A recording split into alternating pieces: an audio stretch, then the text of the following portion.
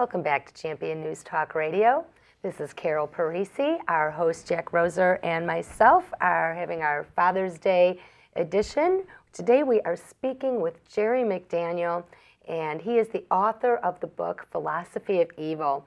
And we are getting a great education today, don't you think, Jack, from Jerry? Oh, yeah. I've talked to him here before the program and very impressed and very glad that he's bringing up this subject. It means a lot today to what's going on in our country. We need to know where we went astray. Well, we need to know where our foundation is. And Jerry was speaking to how John Adams kind of made the Senate and gave Harry Reid some of his powers, if you will. But in your book, you have discussion topics: the definition of socialism, the history of socialism, the addiction to socialism, and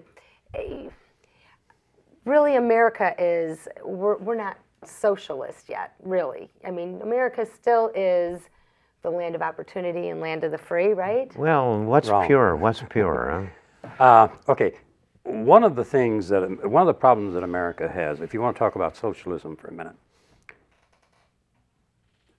America got hooked on socialism in about the late 1800s. Okay. By the middle of the Great Depression, they were addicted. Okay. And so that's really what socialism is. It's an addiction. And the drug is OPM, other people's money. Okay. And opium. No. What we see today is the beginning stages of withdrawal from the addiction. We've seen it we're seeing it in Greece. They had a big riot there yesterday. In a lot of the European countries. Now, one of the problems that we have is that America has been in denial for 75 or 100 years. And what they deny is that we're socialist. They say, we're not a socialist country, you know, and just as you did. And I'm not disagreeing with you, but we need to define what socialism is.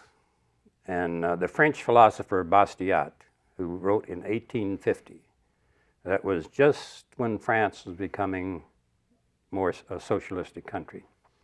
He defined socialism as plunder, as legal plunder. Anytime the government is taking something from that one person has earned and giving it to somebody who did not earn it, that's socialism. But socialism is basically a redistribution of wealth and control of but what about the poor people? I mean, who's going to help the poor people? We were talking off the air, as Mr. Roser was talking. In the old days, the responsibility was the family.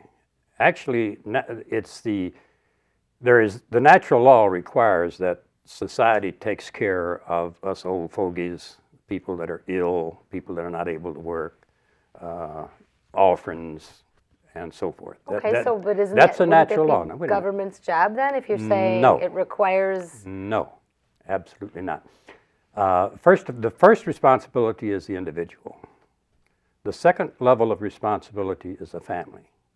The third level of responsibility is the church. Fourth level of responsibility is the community. The fifth level, it would be the county or the state.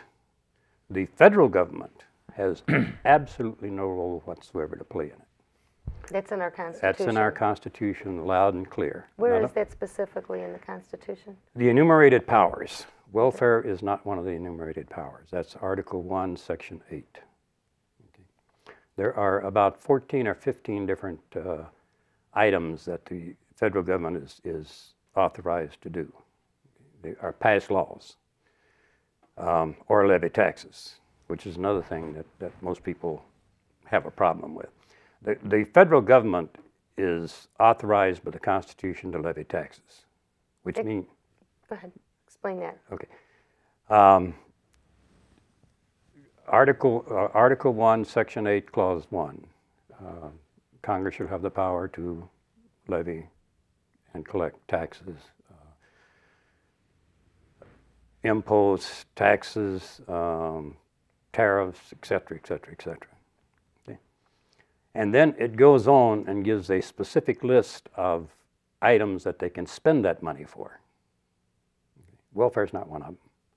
At the end of that list, the 18th clause gives the Congress the power to pass any law that is necessary and proper in order to carry out the enumerated powers of the article or what was delegated to the Congress. So between those two, between the first and the last clause in Section 8, you have all the things listed that Congress is authorized to do. And that's basically pay the debts,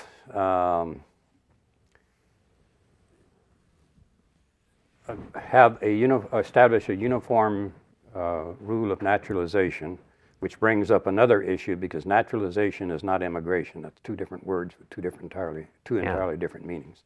Sure.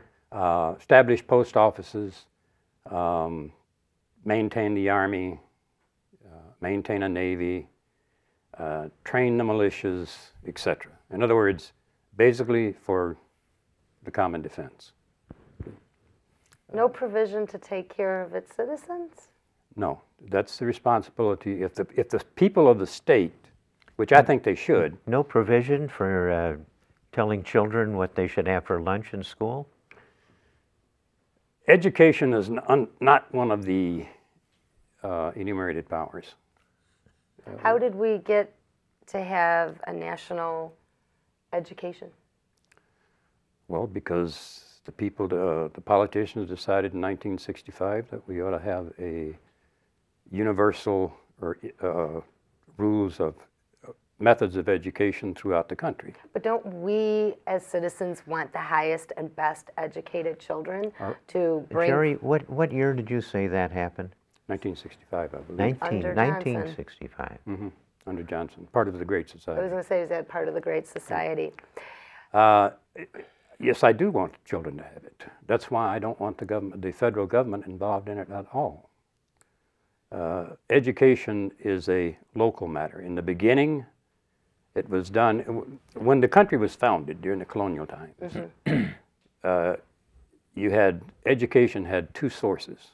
One was the family, usually the mom or whoever, but they were educated at home. And then you had the churches would have school, they would have lessons, and the communities, the people in the community would get together, they'd pool their money, they would build a school building, or maybe they'd use a church building, or they'd use the town hall or whatever. And they would hire a school teacher to come in and teach the kids. What did they establish schools for? Wasn't it established to learn how to read and to read the Bible so children could understand how the Bible fits in with their American culture? As a matter of fact, this is the founding documents of our government. And that is the Constitution. And that is the Constitution, Declaration of Independence, and the Bill of Rights. This is the founding document of our culture. It's the King James version of the Holy Bible. Now, you might question the King James because it's about, there's tons of different versions. But when the Pilgrims first came here, you got to remember there was you could never get a book this size printed. It'd just be a blank page. The Bibles during that time were huge. They were called them pulpit Bibles, and they were chained to the pulpit for the use of the clergy. People did not have a Bible at home. A lot of people prior to that, for thousands of years, didn't even have the ability to read, which is pretty much why the Catholic Church, which was the custodian of that knowledge for centuries, they told people what was in the Bible, because most of them didn't have printing available for thousands of years after Christ. There was no printing, and people just weren't able to read anyway. So the church took over to say, this is what's in there. As far as religion is concerned, that's true. Gutenberg invented the printing press in 1450. The Gutenberg Bible. But there's a definite separation between church and state. But you know something, we are going to be going to break. This is our special Father's Day edition of Champion News. And Jack Roser and I are going to be coming back very shortly with Jerry McDaniel, the author of Philosophy of Evil. After the break, Jerry McDaniel about philosophy and evil, and let's talk about the separation of church and state.